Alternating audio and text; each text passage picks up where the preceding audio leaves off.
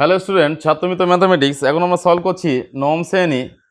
কোষে দেখি 13-3 দাগের অঙ্কটা আছে ত্রিভুজ এবিসি অঙ্কন করো, যার এবি সমান 6 সেমি, বিসি সমান 9 সেমি, কোণ এবিসি 55 ডিগ্রি। ত্রিভুজ এবিসি এর সমান ক্ষেত্রফল বিশিষ্ট সামান্তরিক অঙ্কন করতে হবে, যার একটি কোণ 60 ডিগ্রি এবং একটি বাহু এসি এর দৈর্ঘ্যের অর্ধেক হবে। তাহলে আমরা প্রথমে কি করব, এখানে 6 সেমি 9 সেমি দুটো সরলরেখা টেনেছি এবং একটা 55 ডিগ্রি কোণ এখানে চাঁদার সাহায্যে অঙ্কন করেছি। এবার এখানে একটা বড় সরলরেখা নিয়েছি যেটা 9 সেমি থেকে বড়, তাই প্রথমে 9 সেমি সরলরেখার মাপ নেব। এটা নামটা বসিয়ে দিই। 9 সেমিটার নাম আছে বিসি, এটা নাম দেওয়া আছে এবি। নাম দেওয়া থাকলে যেভাবে নাম দেওয়া থাকবে সেইভাবে আঁকতে হবে। তাহলে এখানে 9 সেমির মাপটা একটু নিট অ্যান্ড ক্লিনভাবে নেবে, যেন নড়াচড়া না হয়। এখানে কম্পাস ধরে আমরা 9 সেমি কেটে নিলাম, যার মাপটা আছে বিসি। এবার এখানে 55 ডিগ্রি কোণটা অঙ্কন করে নেব। কিভাবে? এখানে কম্পাস ধরে এখানে একটা বৃত্তচাপ নেব। যে কোনো মাপের একটা বৃত্তচাপ নিতে হবে। যে কোনো মাপের একটা বৃত্তচাপ নিয়ে সেই একই মাপের বৃত্তচাপ এখানে একটা অঙ্কন করতে হবে। তারপরে কোণটা কত হচ্ছে আর এর একটা মাপ নিয়ে নিতে হবে, যেটা মাপ আমরা 55 ডিগ্রি এঁকেছিলাম, সেই আর এর মাপটা নিয়ে এখানে কম্পাসের সাহায্যে কোণটাকে আমরা প্রতিস্থাপন করলাম। এবার স্কেল দিয়ে কোণটা অঙ্কন করে দেই। স্কেলের সাহায্যে এই কোণটা অঙ্কন করা হলো। এবারে দেখো কি করতে হবে। এই যে 6 সেমি সরলরেখা ছিল, এই 6 সেমি বাহুটার মাপ নিচ্ছি, নিয়ে এখান থেকে আমরা একটা বৃত্তচাপ আঁকলাম। এবারে এই দুটো যোগ করে দেব।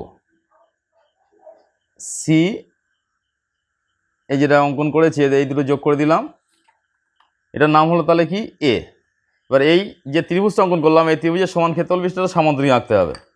নিয়মটা কি, নিচে যে বিসি বাহু হয়েছে এই বিসি বাহুটাকে সমদ্বিখণ্ডিত করতে হবে, মানে অর্ধেকের বেশি সরলরেখা নিয়ে, অর্ধেকের বেশি বৃত্তচাপের মাপ নিয়ে দুদিকে দুটো বৃত্তচাপ আঁকতে হবে।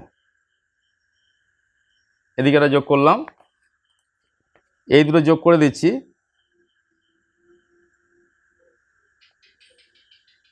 তাহলে এটা কি হলো, লম্ব অঙ্কন করলাম, মানে বিসিকে সমদ্বিখণ্ডিত করলাম। এবার বিসি এর সমান্তরাল সরলরেখা আঁকতে হবে এ বিন্দু দিয়ে।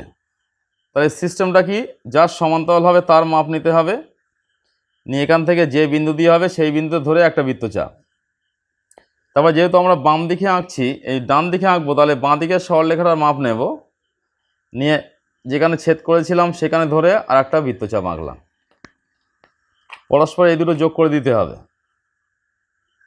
দিলে আমরা এখানে একটা সমান্তরাল সরলরেখা পেয়ে যাচ্ছি। কার? ত্রিভুজের এ বিন্দুর সঙ্গে এটা যোগ করে দেব, দিলে আমরা সমান্তরাল সরলরেখা পেয়ে গেছি এ বি এর সমান্তরাল। এবার যেহেতু সমান্তরালে একটি কোণ 60 ডিগ্রি বলা আছে, তাহলে এখানে কি করতে হবে, 60 ডিগ্রি একটা কোণ অঙ্কন করতে হবে। মানে যে কোনো মাপের একটা বৃত্তচাপ নিলাম, নিয়ে সেই একই মাপ নিয়ে কাটলে 60 ডিগ্রি হয়। এটা তোমরা নিশ্চয়ই সকলেই জানো, ছোটোবেলা থেকে শিখে আসছো। একই মাপ নিয়ে কাটলে 60 ডিগ্রি হয়। তাহলে এখানে যোগ করে দিলাম 60 ডিগ্রি। এবার এটা হচ্ছে সামান্তরিকের একটা বাহু পেয়ে গেছি। এবার নিচে যে সরলরেখাটা আছে এই পর্যন্ত সেটা মাপ নিলাম। কোনটা আর একবার দেখাচ্ছি, দেখো এই মাপটা নিয়ে যেখানে এই কোণের সমাদ্বিখণ্ডকটা ছেদ করেছিল 60 ডিগ্রি কোণের মাপটা, সেখানে ধরে এটা কেটে দিলাম।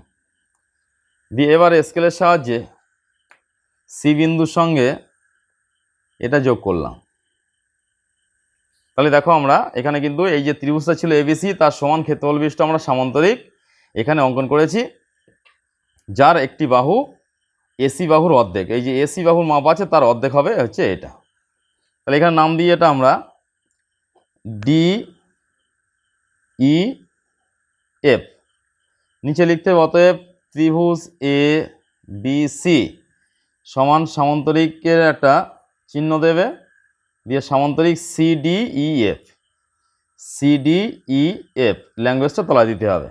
এখানে কোনটা কত সেমি বাহু ছিল পরস্পর লিখতে হবে। এটা ছিল 9 সেমি, এটা ছিল 6 সেমি, এটা 55 ডিগ্রি কোণ, আর এখানে 60 ডিগ্রি কোণ এঁকেছিলাম। তাহলে এইভাবে দেখো আমরা এবিসি ত্রিভুজের সমান ক্ষেত্রবিশিষ্ট সামান্তরিক CDEF অঙ্কন করলাম। এইভাবে সহজ পদ্ধতিতে সহজভাবে শিখতে গেলে আমাদের সঙ্গে থাকতে হবে, আমাদের চ্যানেলে থাকতে হবে। চ্যানেলে থাকতে গেলে কী করতে হবে, আমাদের যে অ্যাপটা আছে ছাত্রমিত্র অ্যাপ, সেটাকে ইনস্টল করতে হবে। তাহলে এই অ্যাপের মধ্যে থেকে তোমার ক্লাসের প্রয়োজনীয় অঙ্ক তুমি সহজভাবেই পেয়ে যাবে।